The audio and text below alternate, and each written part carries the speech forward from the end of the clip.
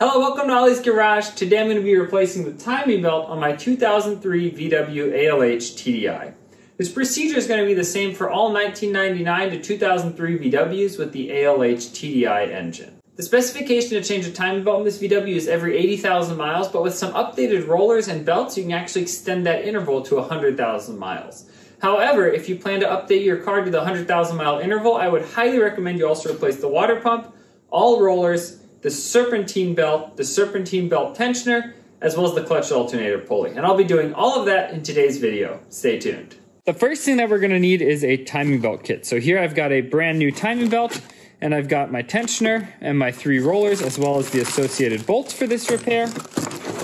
As I mentioned, we also want to be replacing the water pump, so I've got one here with a metal impeller.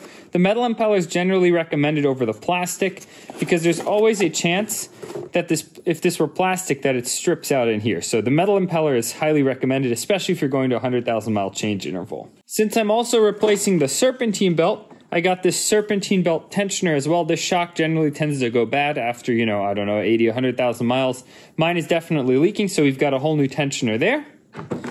And then you also want to make sure to replace this clutched alternator pulley. This is another part that can fail. I've had them fail before, and then it eats the Serpentine belt. So we're going to get ahead of that and replace this as well while we're in here.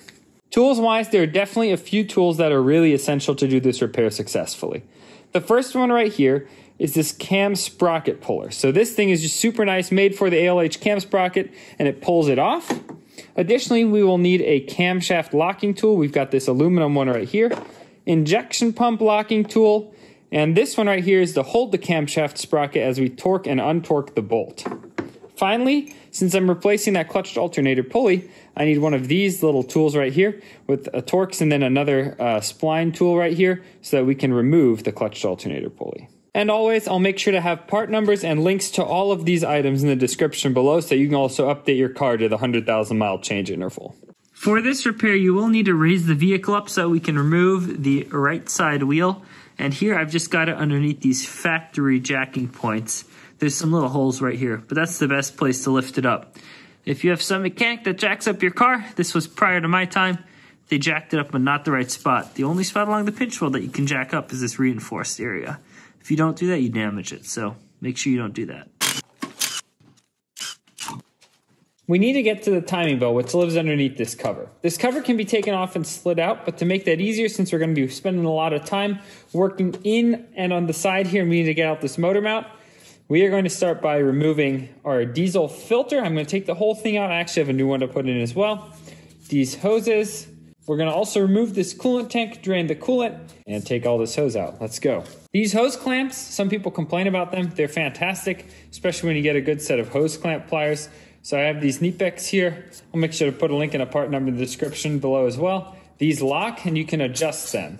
So for this one, we can just leave it right about here and then they'll lock on us. So nice and tight. As you can see, it locks. You can just slide it off. The other nice thing about these pliers, you can turn them as well. These little things pivot.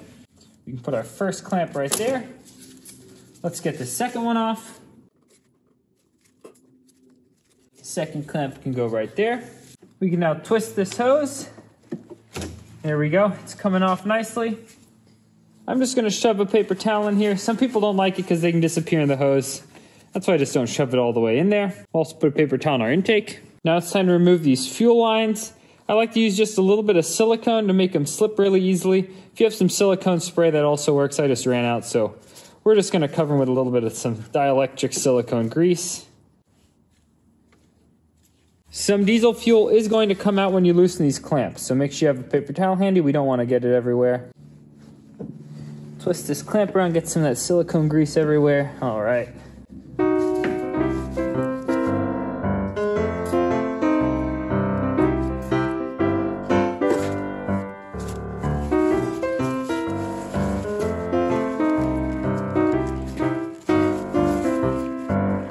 One Phillips here.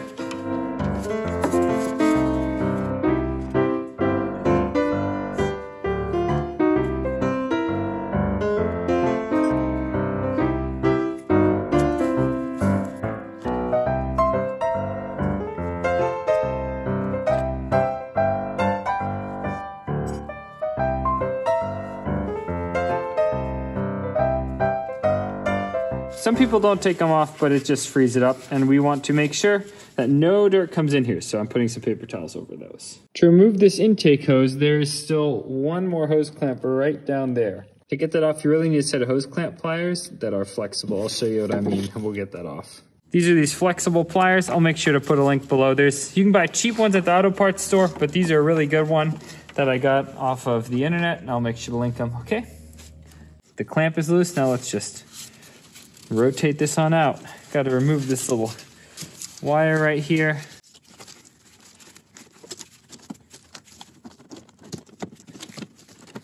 That did the trick. Same thing, we're gonna put a paper towel in there so that we don't get any dirt in there. Pull this hose clamp out while I'm at it. Here's another shot of these pliers. These things are really nice and really high quality. Now it's time to remove this belly pan right here. There's just a bunch of T25 Torx screws. It just snowed a ton, so there's still a bunch of ice on my car and some salt as well that I didn't get to wash off yet. Since I'm removing the water pump, which sits relatively low in the coolant system, we're gonna lose a decent amount of coolant. So I'm gonna drain the coolant. Additionally, it's also good to just renew your coolant every couple of years. I know it's spec'd for lifetime, but there are corrosion inhibitors that just over time, they just get used up. It's kind of how it works. To drain the coolant, we have to crack this loose and then we have to pull it out. I've got a bucket that I'll just use to catch it. Counterclockwise.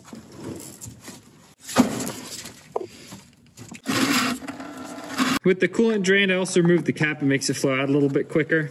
I'm gonna now remove this reservoir. Little clip right here, push in, up on this tab, pull it out like that. There's one on each side. Remove the little wires. Remove this upper hose. There's one Phillips screw right here that we need to remove to get the tank out. And the second one is right here. From there, the tank just lifts out, and let's remove the last clamp. The screw needs to come out so that we can move it around. We need to get into here and also remove this motor mount. So we gotta crack this one loose. To free up as much room as possible, we're also going to remove this return line. Now there is oil in this reservoir, so we have to be careful so that we don't lose a ton.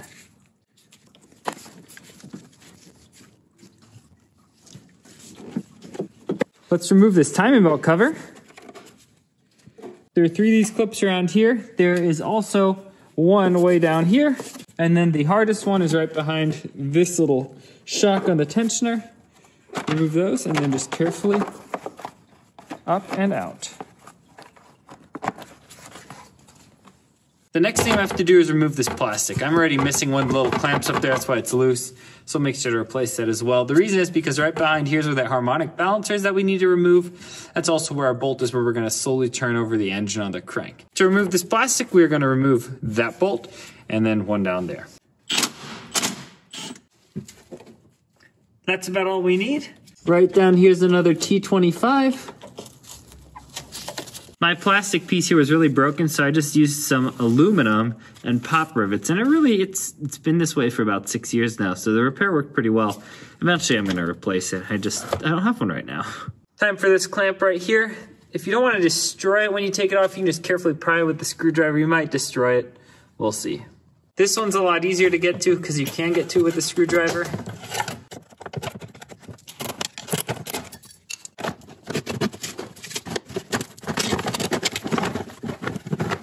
Right up here on that little brown stud is where that second one would be. I would just destroy the clamp and then you can get the plastic out. We're looking in from the top here, and right down there is our tensioner that runs around the entire serpentine belt. And what we're gonna do is release the tension and then slip the belt off from the bottom. Here we are from the bottom. You can see the tensioner right here. This is your tensioner. This is a little stud that a 16mm wrench can fit on. We're just gonna push it that way, and we're gonna release this belt from the AC compressor right down here. Got my 16mm wrench. We just need to push it this way. That releases the tension. Remove it from this AC compressor because that's the easiest one to get to. We can slowly let it back down. The serpentine belt is now off. With the serpentine belt off, we now are going to remove this harmonic balancer. There are 4 bolts. You can see 3 right here, the 4th one's just hidden. These are hex head bolts, so you want to make sure that you really see the tool in the bolt head, and I always do it with a hammer, just some light taps. You can have someone stand on the brake with the car in gear, or you can just use an impact driver.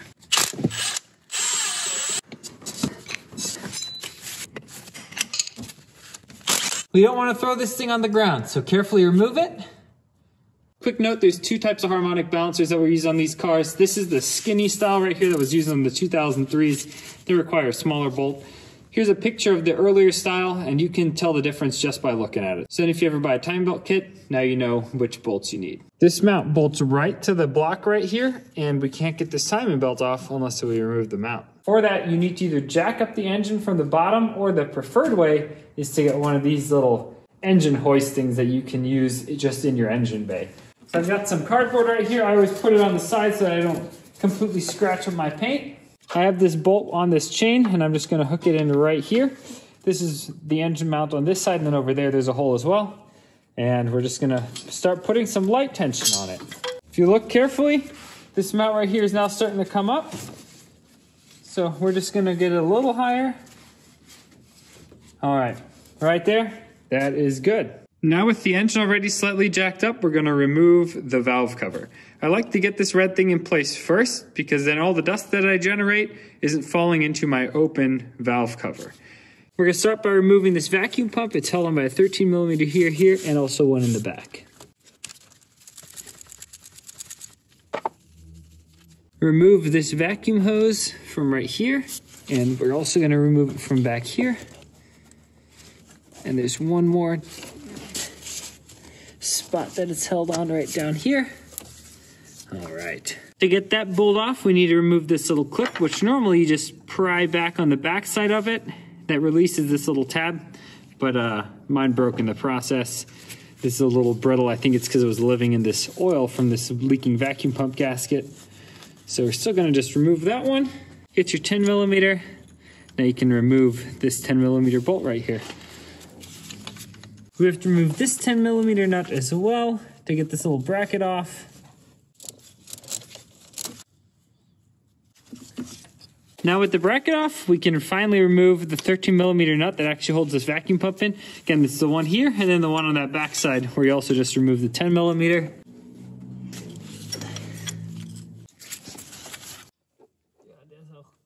Now I can slide out the vacuum pump, and we have to get it past these coolant globe plugs. Let's see if we can't make that work. Just around the back there. All my stuff's a little brittle in here.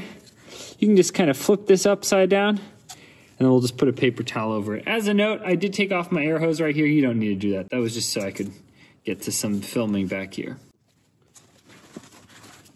Now we can remove the valve cover. 1, 2, 3 screws here and 4 in the back. These are a 5mm hex. Now we can do these on the rear of the valve cover.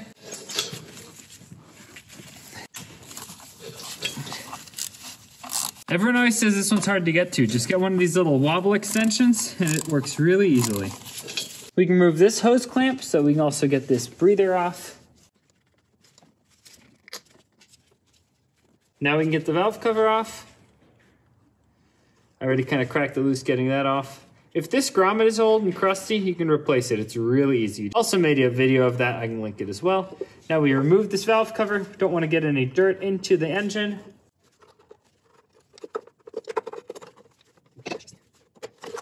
Way down there, if you see there's a little plastic plug right here, we are going to remove that so we can set everything to top dead center. I'm just pulling out by hand. There it is. It came out super easily. I definitely have a little bit of a leak going on from that valve cover, so we're going to be fixing that as well. We're now going to take a 19mm 12 point. We're going to rotate the engine clockwise. So if you look at it this way, clockwise, until everything is top dead center. We'll measure top dead center from the transmission where we just removed the plug. It helps if you have a helper for this part. Now you can see on the right side of that hole is that little mark on the flywheel. We're going to get that in line with the mark on the bell housing. Hunched up. Right there. That's perfect, top dead center. The engine is now top dead center, and what we want to do is we want to crack this cam nut loose. So all that you're going to do is you are going to use this green tool to hold the camshaft sprocket, and now we're just going to crack it loose. This is not going to remove this gear from the camshaft. And if it moves a little bit, that's okay. We're going to set it back to top dead center. Okay, the nut is loose. That's all that we wanted to do. This sprocket sits on the camshaft via taper fit, so cracking the nut loose is not going to make this sprocket come off. However, when I set the engine back to top dead center, I just want to make sure that this nut is just ever so slightly snug. There we go. Makes me a little bit more comfortable. Let's put it back to top dead center. With the flywheel mark at top dead center, we know that the entire engine is at top dead center. So that would be the crank, the cam, and the injection pump. Now we need to lock each one of those into position.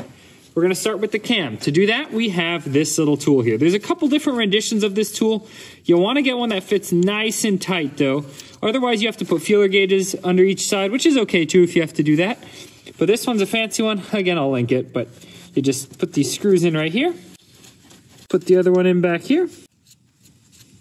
This thing just slides on like that.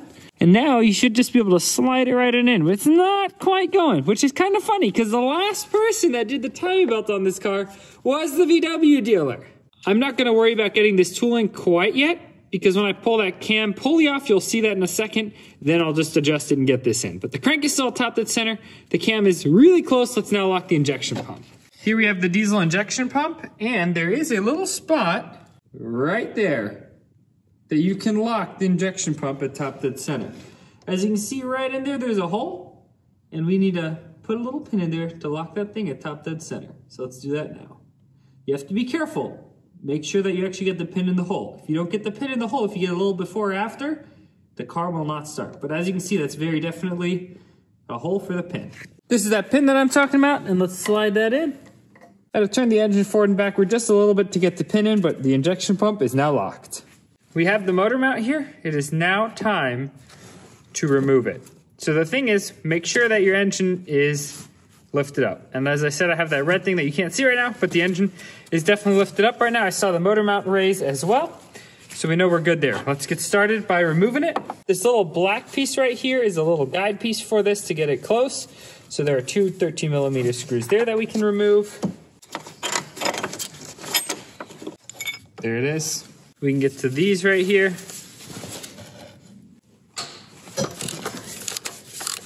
Let's remove these two.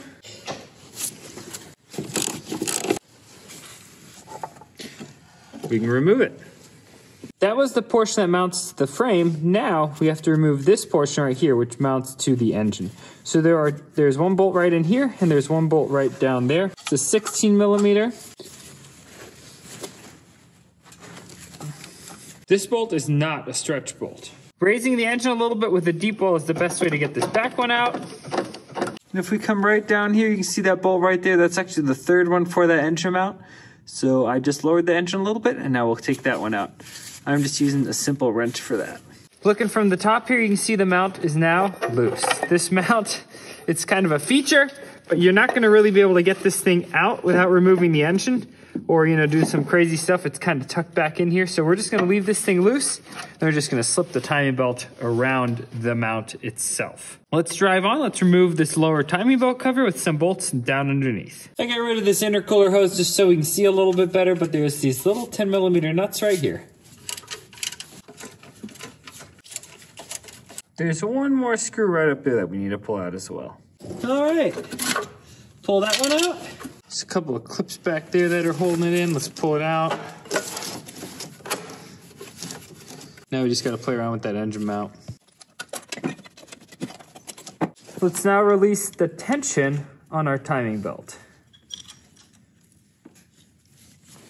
For that, we can turn it counterclockwise as well with this little tool.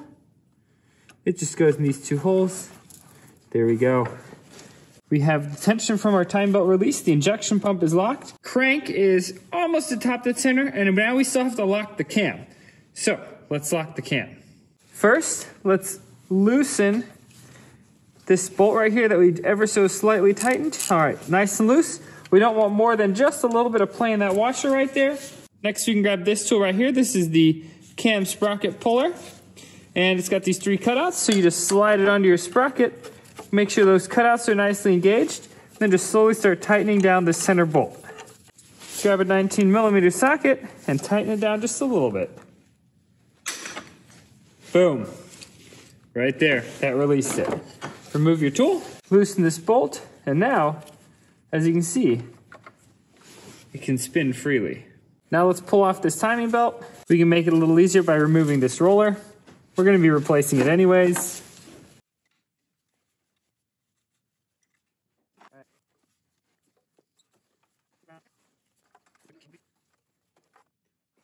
Now we just have to sneak it around this motor mount.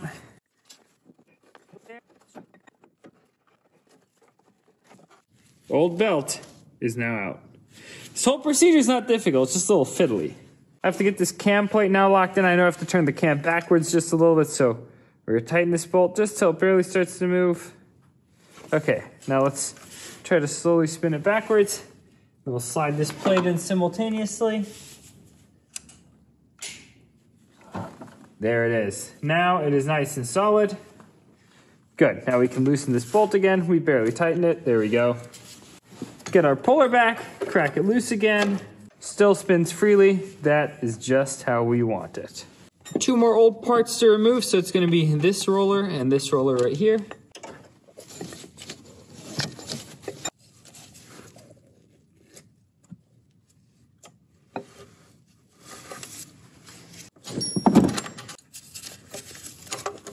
Now we need to remove the water pump right here. There are 3 bolts right there. They're 10mm. We can remove those. This is why we had to drain the coolant earlier.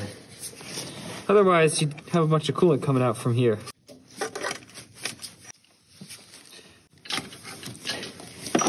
Two, 3. All right, we can now just wiggle out the water pump on out. A little bit of coolant still in there.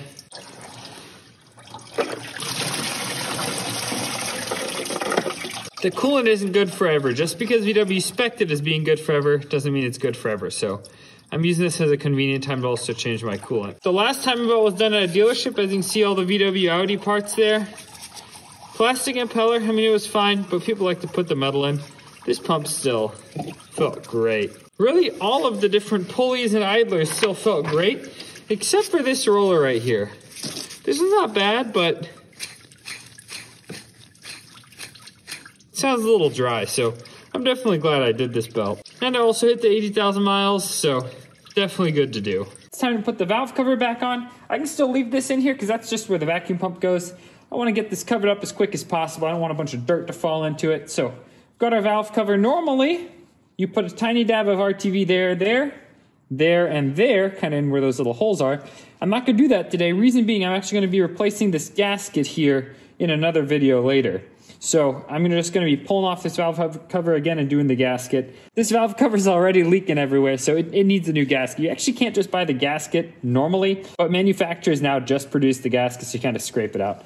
You guys will see that. But for now, we're just going to put this valve cover right back on.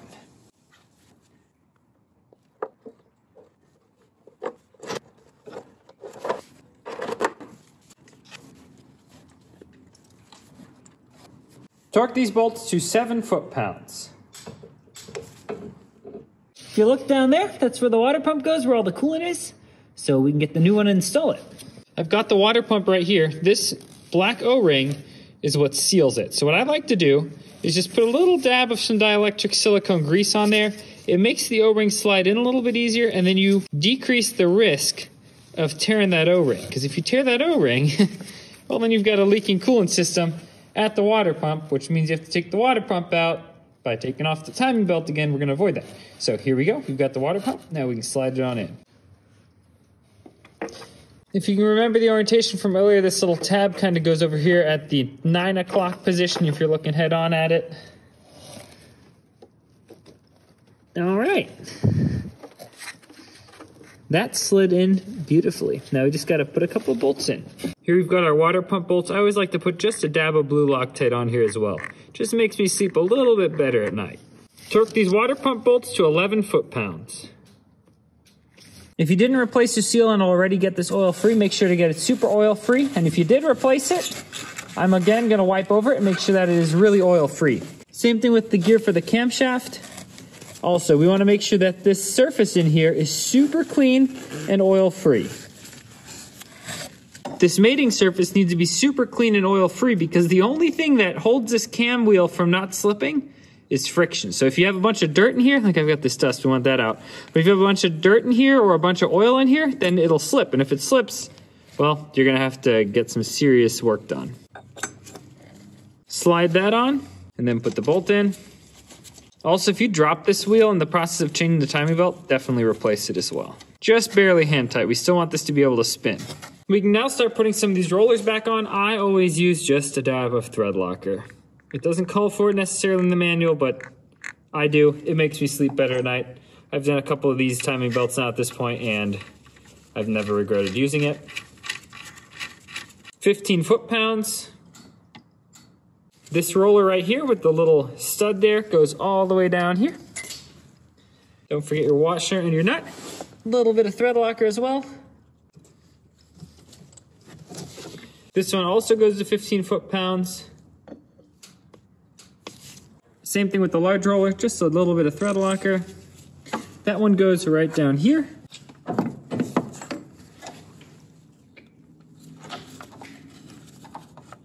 It's now time to install this idler, and as you can see, we have this little tab right here. There's a spot in the plastic cover where that tab needs to go, and I'll show you right now. Right there, you can see it's circled. That's where that little tab needs to go. So let's make sure to install it like that. And there you can see that roller is installed with the little tab in that hole right there. We can now loosen these 13mm bolts on the injection pump. As you can see, these are also the green looking ones. I'm going to be replacing them with shiny ones because the shiny ones are reusable, the green ones aren't. And now you can see this injection pump wheel can spin pretty freely. Why are we doing that? Well, you'll see in a second. We want all of these wheels to be able to spin freely. Now let's grab our belt. We've got our belt here. Don't touch this thing if you've got really greasy and oily hands. We want to make sure we protect this belt as much as possible. Your engine is effectively relying on this belt, right? So we don't want to damage it. Now carefully, we're going to lift up this motor mount and slide the belt behind it. Be super nice to your belt now. Very carefully. Do not want to kink this belt. It is a fragile piece. Now we can start sliding the belt around all of these little pulleys here.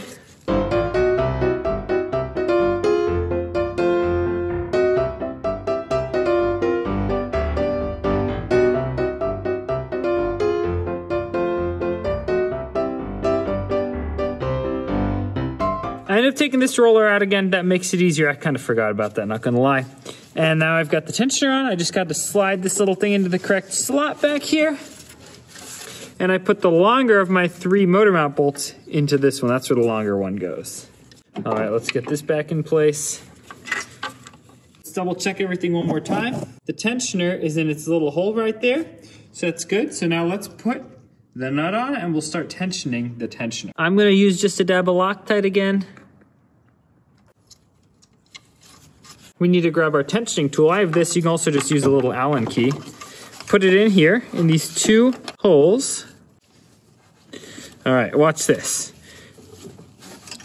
As we're pulling that tool, these 2 little pieces are starting to line up perfectly right there.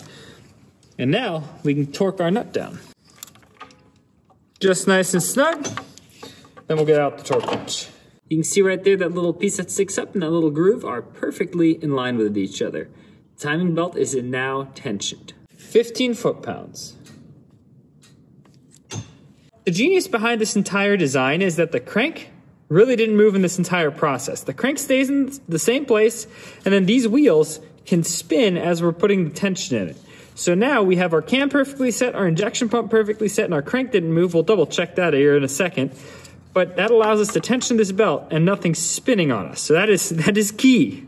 Looks like our crank moved just a tiny amount. So now we're just gonna use a screwdriver and we're gonna push it back into line. And just careful application of force with the screwdriver gets that right back in line. Again, just make it nice and hand tight, nice and slowly. All right, that's about good.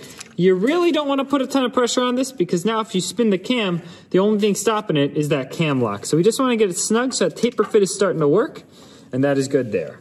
I'm not gonna quite torque this bolt yet, but I'm gonna use my green tool to hold a little bit of counter pressure and put some pressure onto my wrench here.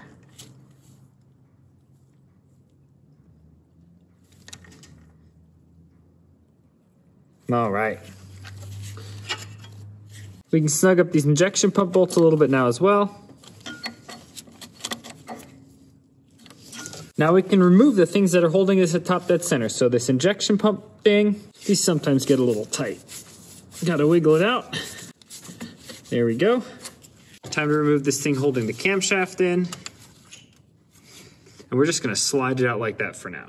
Now comes the moment of truth. We're gonna turn this engine over, and we wanna make sure that we turn it over 2 full times to get it back to top dead center of the compression stroke. If there's any resistance, stop, because that means there's a valve and piston collision and that something's messed up.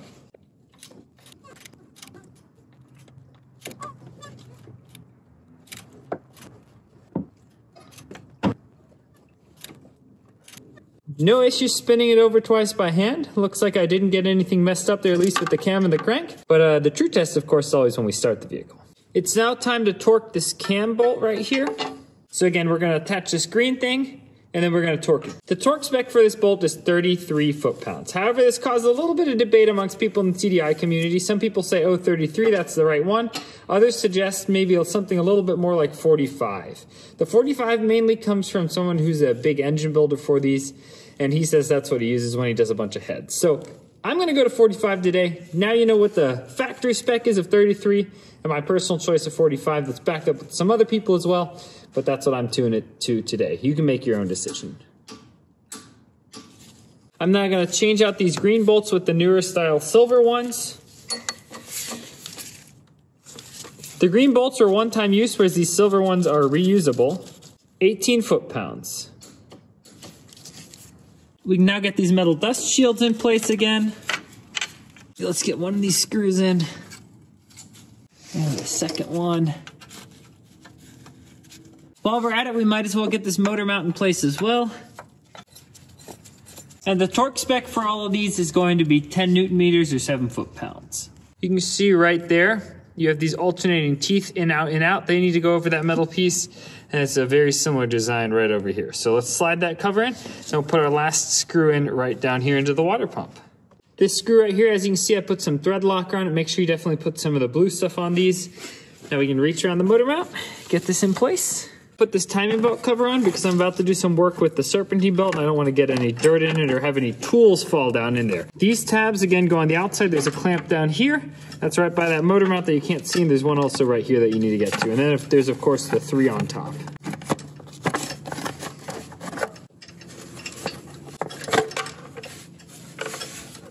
Time to replace this vacuum pump gasket. This also comes in your timing belt kit.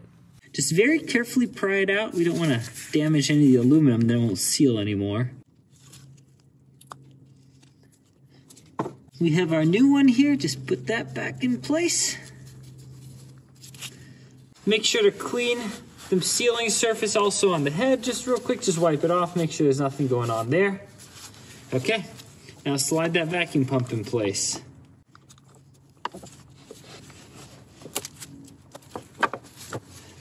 We can put these screws back.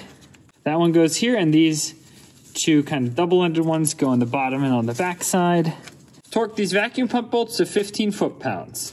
And if you can't get a torque wrench on these back ones, it's not a ton of force. Just get them nice and snug. It's holding on an aluminum vacuum pump into an aluminum head. Don't strip out your aluminum head. We can put our crankcase vent back on. Just snap it into here, and then just straight down. Snug up the hose clamp. That's good. Time to start switching gears to the Serpentine belt part of the repair. First, we are going to be removing this whole tensioning setup right there. As you can see, my shock is super leaky and it's been leaking down onto the pulley and all that. So we definitely want to replace that. I think this is leaking because it was vibrating a lot, which means that my clutch alternator pulley right down there is also definitely due for replacement. This thing is held on by 3 bolts. I'm going to show you on the new part where those are. It's a little hard to see. Right here's the new part. As you can see, 1, 2, and 3 bolts. 2 of them are a little shorter, 1 of them is a little longer. They're all down there. They're a little hard to see and get to, but we're going to take those off and then we'll just slide it on out.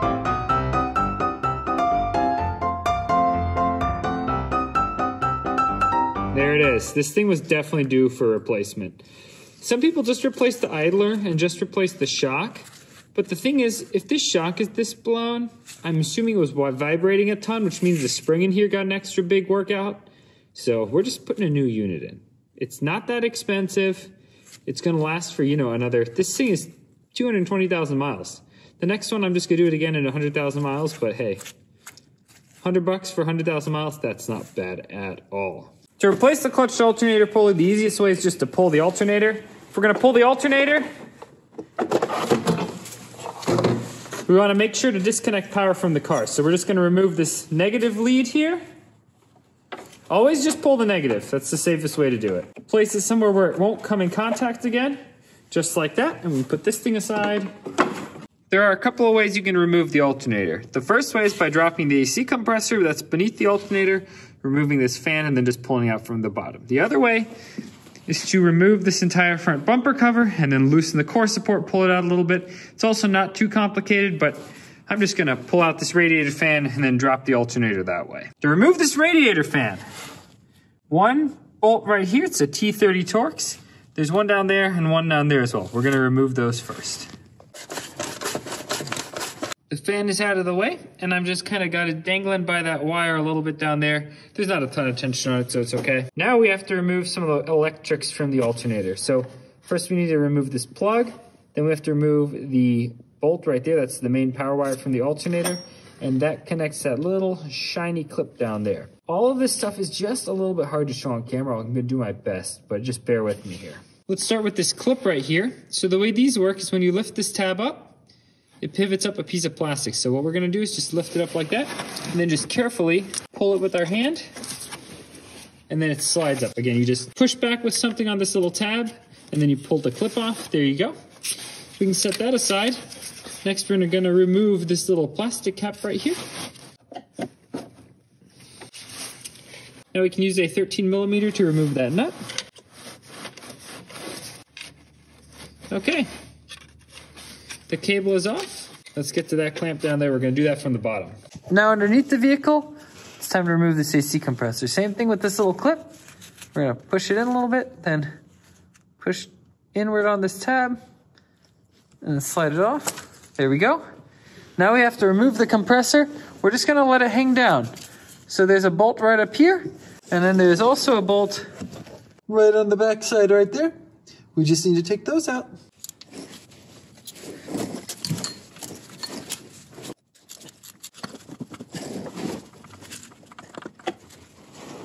I just have the compressor sitting on the ground right here. There is no strain on these compressor hoses, so that's good. If you have your car jacked up a little higher than I do, just put a couple of blocks underneath it. The alternator is mounted in a similar manner, one bolt right here, another one up there. We're just gonna remove those two, and then we'll fish it out. We have to crack it loose, so you can do that by just grabbing an extension or something. You just kind of pry. As you can see, it's moving now. So I'm just smashing a little bit of that oil pan gasket right there. But just keep on prying on it. All right, with a couple of love taps and a piece of wood, it's gonna come on out, okay. There we go. We're gonna decide to take the alternator up after all. That might work a little easier. Right there. Dunk some stuff. Silicone spray always makes this stuff go a little bit better. Your assistant.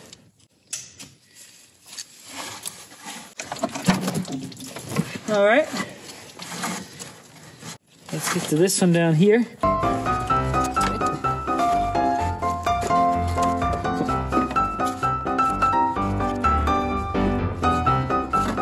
There it is. Okay, you just pry off this little cover, and then we've got the alternator pulley exposed.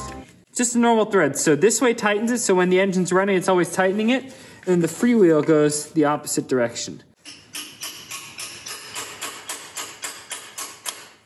Okay, that Torx is set. Now we just have to put this in here. We're just gonna reverse this with the impact. I was gonna replace the clutch alternator pulley on this alternator, but the bearings were sounding and feeling a little dry. Makes sense, this thing already has 200,000 miles on it. And then I was thinking, oh, maybe I'll just replace the brushes and the bearings, because the brushes are worn unevenly, as you can see right there. But they're also worn decently deep into this portion. So with the magic and power of my credit card, I have made a new reman. Well, this is a reman, so it's not new, but it's new to me. Reman Bosch alternator up here. So I pulled the cover off, made sure that this was a high quality pulley. If not, I would have put mine on, but it's high quality. So we are just now going to install this new alternator. It's kind of the reverse of removal. We're going to go in from the top. We're in this far, so we're going to replace the Serpentine belt idler pulley here as well. This can be really straightforward. You just pop off this cap. There it is. Let's put the new one on. We reuse the bolt. Don't forget to put just a little bit of blue Loctite on that bolt when you put it back in. This new pulley is slightly different. So it has this side where that center metal piece sticks out, this side where there's plastic. So the plastic cap snaps into this plastic right here, so this has to be outside. And this piece has to be towards the engine like that. Bolt with a little bit of Loctite, let's screw it in. 18 foot-pounds. This is my alternator. I'm just going to apply a little bit of dielectric grease to this post right here. This keeps it coated so it doesn't start rusting. All right, now we can take our alternator and slide it in. Same way we took it out.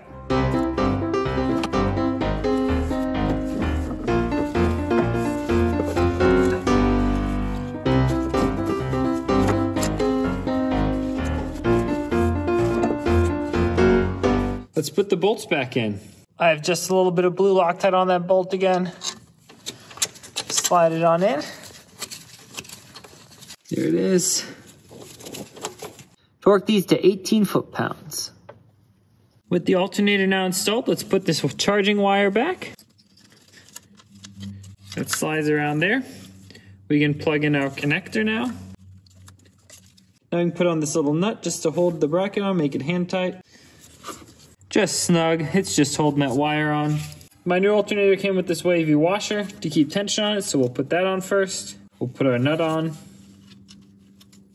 We'll just snug this up by hand as well, nothing too crazy. And don't forget to put the cap back on. Now we get to undo the mess that we made here with our coolant pipes. So slide that first one back on. Time to use our fancy pliers. Get it back in place. Same with this top hose.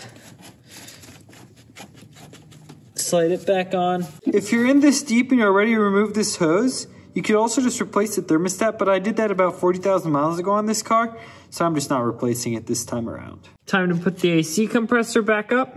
2 bolts, just like when we removed it. Double Loctite on these as well. 33 foot-pounds. Don't forget to plug in your connector. This little piece broke off here a long time ago, but it's supposed to snap just right in there. VW did a great job. They had all these little clips to make sure nothing was rubbing. I'm always really impressed with how they designed all that stuff. Here we have our new Serpentine belt tensioner. As you can see, the back screw hole, that's the thick one where the longer of the 3 bolts goes, and then the 2 shorter ones go in the front. I also just put a little bit of Loctite on. Let's slide this on in. Right there, and there are 2 of the bolts. So it just slides right back in the way we got it out. We're gonna leave this little pin in place. This locks the tensioner into a spot that we can easily install the belt. So we leave that in until we're installing our belt.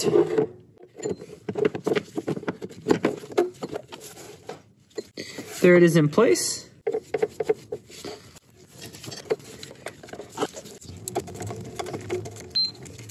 And these 3 get torqued to 18 foot-pounds as well. It's now time to reinstall our harmonic balancer. This little nub right there needs to go into this little hole. It only goes on one way. Right there. A little bit of Loctite on our bolts again as well. 18 foot-pounds. This is how our accessory or serpentine belt needs to run. Around the crank, the smooth side goes over the smooth idler around the alternator. Smooth side goes over the idler again. Power steering pump, AC compressor, and back. We're now going to do that. I'm starting by sliding the serpentine belt first over the power steering pump. Then around the alternator. Around the idler pulley. Around the crank. And around the AC compressor. Here we can see the serpentine belt's hanging nice and loose. Get that 16mm wrench. We're going to twist up on the tensioner and remove that little stud. Du kannst so auslassen, ja. Slowly tension it. Alright, that looks really good. That was pretty satisfying. The 3 bolts that go into this motor mount now get torqued to 33 foot-pounds. Now we can grab our motor mount and start putting this back together. Now we can grab this little motor mount alignment plate, install it. The 4 bolts on this motor mount all get torqued and then an additional 90-degree turn applied to them. That makes them stretch bolts and they're not reusable. The reason I'm reusing them is because I'm about to actually replace this and all the other motor mounts on this vehicle and film that, so I don't want to ruin my new stretch bolts. Always make sure you buy new bolts. Do not reuse these. I have part numbers below for them as well. These large bolts get torqued to 44 foot-pounds plus a 90-degree turn. And these 2 smaller bolts are 30 foot-pounds plus a quarter turn. Now we have to put our fan back.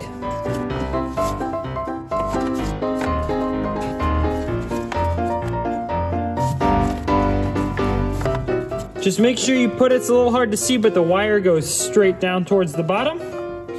Put our screws back in. These screws are just holding on a plastic fan into some plastic. Snug, nothing more, not a little bit more, just as soon as it gets a little snug, stop. Don't strip them out. Everyone always strips out plastic screws. Don't be that guy. Before we fill up the car with coolant, we need to make sure to close up this drain, so stick it in. Just start turning it clockwise and keep pushing. There we go. That right there, it's in. With the motor mount installed, we can now remove this bracket that's holding up the engine. Now we can get this intercooler hose installed, so we'll remove our paper towels. Make sure that there's no dirt in here. Nope, it's nice and clean on both sides. Remove our paper towel from down in here as well. This intercooler hose needs to go right down into there.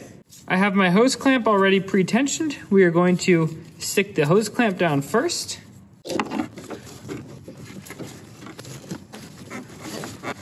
With the hose clamp installed, let's now slide in this tube.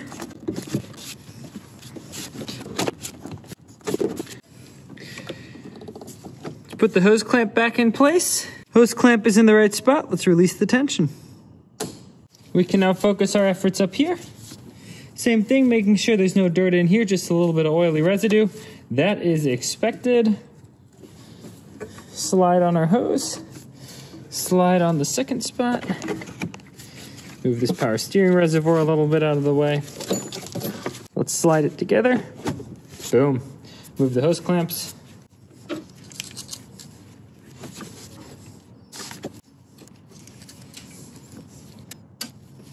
Now we can reconnect our power steering reservoir line.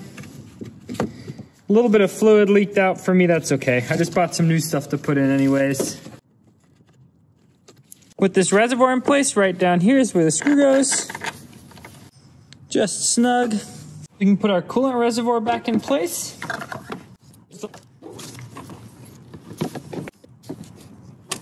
The hose clamp is in place and it's not rubbing on any of the plastic of the tank. This little foot right here goes right into that hole. Then we just have 2 Phillips heads that go back here. Time to just tidy up a few things, get this overflow hose under the tank. Take the level sensing wire, it goes into one of these little things and connect it. And now we can put up this wire. This wire just snaps right into here into this boost hose. And then don't forget down here, we need to snap it in place as well.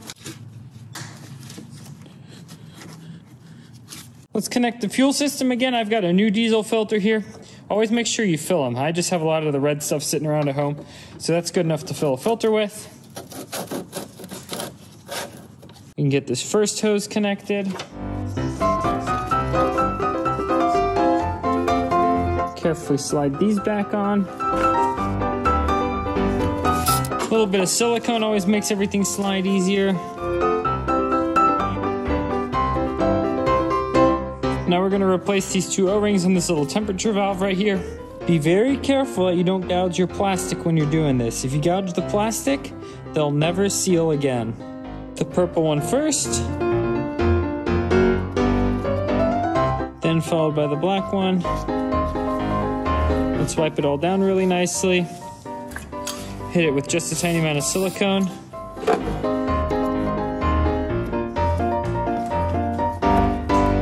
Slides in perfectly. Tighten down this little holding screw right here. Use some antifreeze. I already pre-diluted it. Let's fill this car on up. I want to get in just a little bit more, so what I'm going to do is crack one of these hoses on the engine loose and fill it in that way.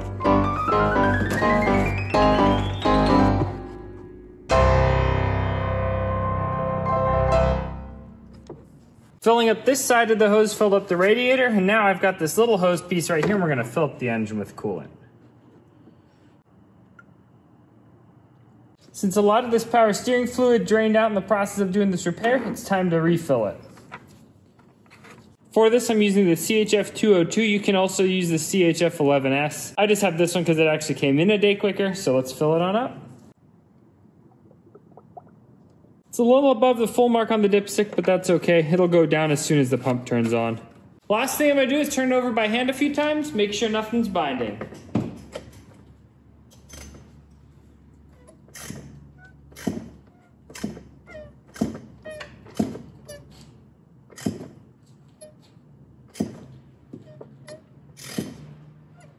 All right, I think we are good to go. Let's see if it starts.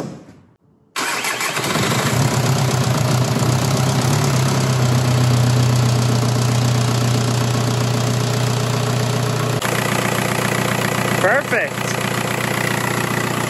We'll top this off here in a second once it goes down a little more. At this point, I've driven this car for about 15,000 miles already, and I can say that the timing belt repair is holding up really well. Thanks for watching, and I hope you learned something.